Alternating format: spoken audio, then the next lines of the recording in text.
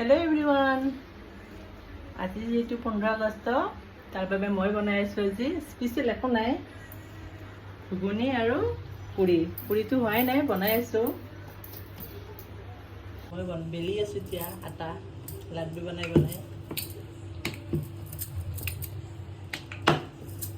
মই জলদি কোৱা বনাব লাগে। তোমাৰ কি ভোক লাগিছে? এয়া ভোক লাগিছে, এইফালে ৰান্ধনীৰ খানা হোৱাই নাই। তুমি বনাবা নেকি? তুমি বনোৱা, তুমি বেলাচোন, বেলা ৰুটি বেলাও। বেলিব আহিছে, তাৰ বহুত ভোক লাগিছে, মই এইফালে বনাব ব্যস্ত। আমি কিন্তু ঘুগনি খাই বহুত ভাল পাওঁ, আমাৰ ল'ৰা ছোৱালীকেইটাও ভাল পায়। লগতে পিঁয়াজ কাটি লৈছোঁ।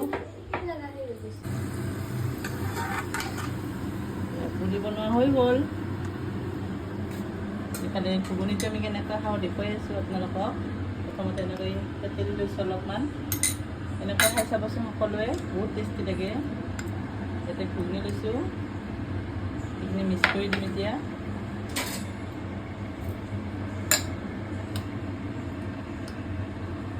এনেকৈ খাই চাব, বহুত টেষ্টি হয় খাবলৈ। এতিয়া আমি খাবলৈ গৈ আছোঁ। বাবু কেনেকুৱা লাগিছে কোৱা? ঘুগুনি কেনেকুৱা লাগিছে? ভাল লাগিছে? তুমি ভাল পোৱা নে ঘুগুনি খাই? ৰাতিপুৱা উঠি কাপোৰবিলাকো ধুইছোঁ।